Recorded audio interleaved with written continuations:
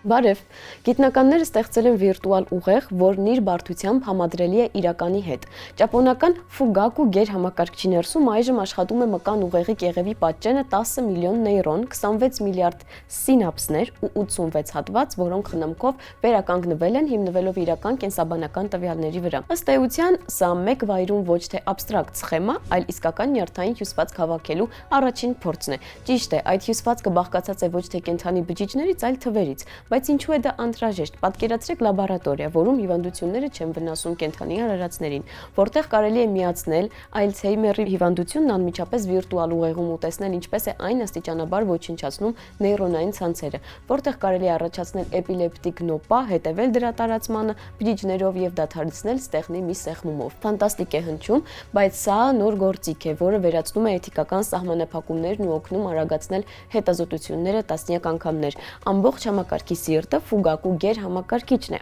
ամենաարագներից մեկն աշխարհում։ Այն վայրկյանում իրականացնում է 400 կվադրիլիոն օպերացիա եւ բաղկացած է գրեթե 160,000 հաշվարկային հանգույցներից։ Հենց այս հզորությունն է թույլ տալիս սիմուլյացիային լինել ոչ թե ուղղակի պատկեր, այլ լիարժեք թվային ֆիզիոլոգիա։ Վիրտուալ նեյրոնները գեներացնում են իմպուլսներ, փոխանակվում ազդանշաններով, արձագանքում գրգռիչներին եւ անգամ ձևավորում են ակտիվության բարտալիքներ, գրեթե ինչպես կենդանի բջիջները։ Նախագծի հեղինակները բացատրում են նման մոտեցման առանցքային առավելությունը։ Իրական լաբորատորիայում մեկ գիտափորձի անցկացումը տևում է շաբաթներ եւ անգամ ամիսներ, իսկ երբեմն նաեւ տարիներ, պատասխանելով միայն մի կոնկրետ հարցի։ Վիրտուալ ուղեղում կարելի է զուգահեռ միացնել հարյուրավոր տարբեր սցենարներ՝ հիշողության ուսումնասիրությունից մինչև նոր դեղամիջոցների ստուգում։ Մոդելը կառուցելու համար թիմն օգտագործել է Allen Cell Types Database ու Allen Connectivity Atlas շտեմարաններում առկա տվյալների ահռելի ծավալներ։ Այս շտեմարանները մկան ուղեղի նեյրոնների եւ դրանց միջև կապերի բոլոր տիպերի յուրահատուկ քարտեզներ են, ապա Neulite սիմուլյատորը այս տվյալները վերածել է կենդանի բաբախող ցանցի, որում յուրաքանչյուր նեյրոն դրսևորում է կենսաֆիզիկայի խիստ օրենքներով սահմանված վարքագիծ։ Հետազոտողների հաջորդ քայլն էլ ավելի հավակնոտ է։ Մկան ամբողջական ուղեղի լիարժեք սիմուլյացիա, ու այստեղ էլ ծնվում է անխուսափելի մի հարց, որ պահին այդ մոդելը կդադարի ուղղակի ծրագիր լինելու կվերածվի ինչ-որ բանի, ինչի նկատմամբ մենք ստիպված կլինենք օգտագործել կենդանի բառը։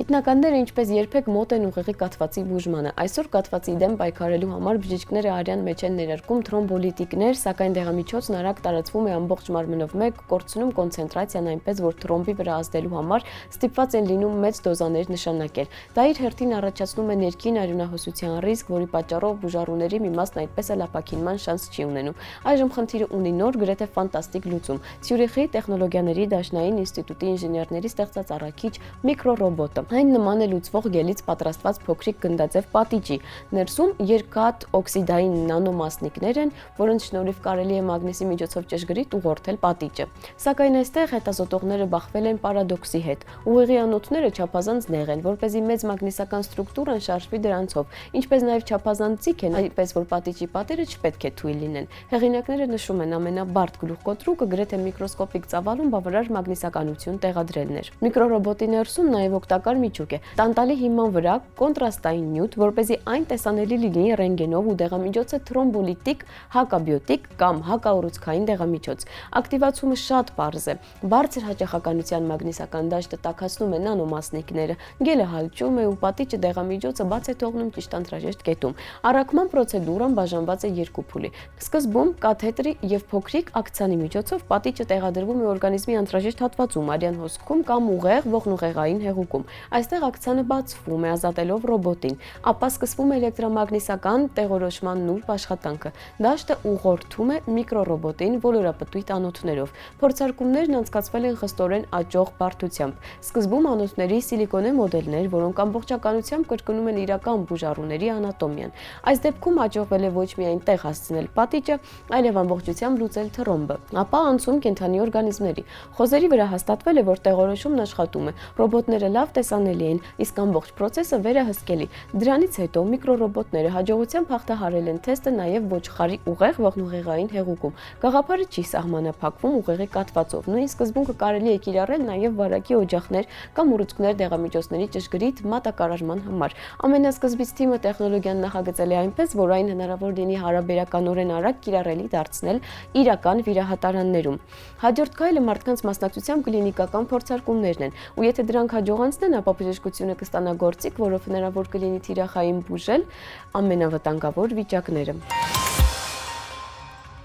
Պատկերացրեք վեբ, որը միաժամանակ պայթեցնում է գիտական ֆանտաստիկայի ժանրը եւ գլխիվայր շրջում կրոնի, սեքսի, քաղաքականության եւ ազատության մասին պատկերացումները, անելով դա այնպիսի հեշտությամբ, որ դուք նկատում եք տեղի ունեցողի արմատականությունը միայն այն բանից հետո, երբ այլևս չեք կարող կտրվել գրքից։ Հենց այսպիսի ազդեցություն ունի Ռոբերտ Հայնլայնի Օտարը, Օտար գիրքը, որը 60-ականներին դարձավ իսկական մշակութային ռումբ ու մինչև հիմա կարդացվում է այնպես, կարծես գրված լինի 3 երեկոյան։ Գլխավոր հերոսը Վալենթայն Մայքլ Սմիթն է, մարտով մեծացել է մարսեցիների շրջապատում։ Այս արարածներն ապրում են լրիվ այլ օրենքներով, առանց ստի, առանց նևրոզների, ինքնտիրապետման ու աշխարհընկալման այնպիսի մակարդակով, որին մարդիկ բացարձակ անկարող են հասնել։ Սմիթը վերադառնում է երկիր որպես իսկական օտար ոչ միայն մարդկանց շրջանում, այլև մարդկային գաղափարների համար։ Նա մեզն է նայում թարմ աչքերով, տեսնում է մարդկային իշխանությունը, մարդկային ազատությունը, մարդկային սերը, մարդկային փողը, մարդկային մահը, ու նրա յուրաքանչյուր բառ դառնում է հայելի, որտեղ արտացոլվում է մեր ամբողջ քաղաքակրթությունն իր բոլոր տարօրինակություններով։ Վեպը սկսվում է որպես անսովոր տիեզերագնացի վերադարձի մասին գիտական ֆանտաստիկա, սակայն արագ վերածվում է աշխարհների բախման մասին ինտելեկտուալ թրիլերի։ Սմիթի համար պայքարում են կառավարությունները, կորպորացիաները, կրոնական առաջնորդները, բոլորն ուզում են օգտագործել նրան, սակայն ընթացքում Սմիթն է սկսում նրանց փոխել եւ վեպի կեսերից ընթերցողը հասկանում է, որ հայտնվել է